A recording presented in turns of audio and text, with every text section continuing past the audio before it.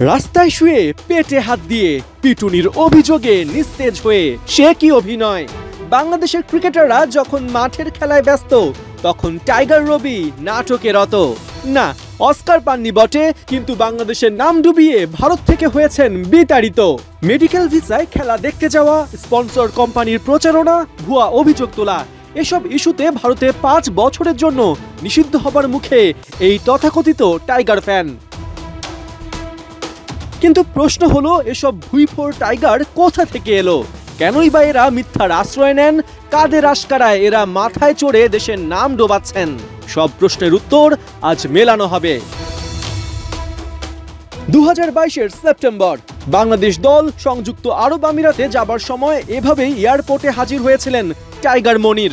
বুকে তৎকালীন বোর্ড সভাপতির ছবি ঝুলিয়ে বুঝিয়ে দিয়েছিলেন কোথায় তেল দিলে লাভের গুড় তোলা যায়। সাবেক বিসিবি সভাপতি নাজমুল হাসান পাপনের সময় শুধু টাইগার মনিরই নয়, টাইগার শোয়েব, টাইগার মিলন, টাইগার রবির মতো অসংখ্য টাইগারের দৌরাত্ম্য বেড়েছে দেশের ক্রিকেটে। ক্রিকেটারদের সাথে সখ্যতা করে স্পন্সরশিপ আদায়, ভিসা প্রাপ্তিতে সহায়তা, এমন কোনো সুযোগ নেই যা এরা নেয় না। ফলশ্রুতিতে দেশের বাইরে জাতীয় দলের সফরে এসব তথাকথিত টাইগার ফ্যানকে দেখা যায় অহরহ, যেখানে প্রায় ট্যুরেই তারা অভিযোগ তোলেন প্রতিপক্ষ দলের সমর্থকরা তাদের লাঞ্ছিত করেছেন, গালাগাল করেছেন, বাংলাদেশকে অপমান করেছেন, নয়তো লাল সবুজের পতাকাকে অবমাননা করেছেন। খোঁজ নিয়ে দেখা যায় এসব অভিযোগের সত্যতা খুবই কম। মূলত সাধারণ মানুষের আবেগকে পুঁজি করে আলোচনায় থাকতেই তাদের এসব কর্মকাণ্ড, যার ফলে বুকে লাগানো স্পন্সর কোম্পানির প্রচারণা সহজেই হয়ে যায়।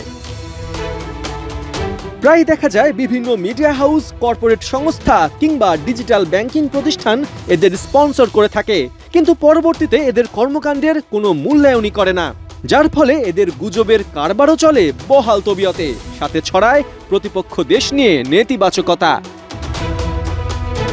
অথচ আইকনিক ফ্যান হিসেবে বিশ্বে অনেকেই নিজের দলকে সম্মানের সাথে উপস্থাপন করেন, নিজেদের ভালোবাসার বহিঃপ্রকাশ ঘটান। ভারতের সুধীর কুমার, পাকিস্তানের চৌধুরী আব্দুল জলিল, শ্রীলঙ্কার গায়ান সেনানায়কে, আয়ারল্যান্ডের আদ্রিয়ান রেফটিয়ারি বছরের পর বছর ধরে দলকে সমর্থন জানালেও কোনো বিতর্কিত কাজে জড়াননি।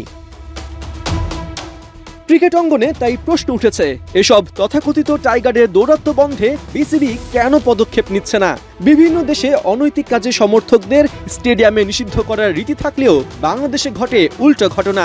এখানে বিতর্কিত গুজব সৃষ্টিকারী এসব টাইগাররা পেয়ে থাকেন ক্রিকেটারদের আনুকূল্য। পার্থ বণিক, ৭১।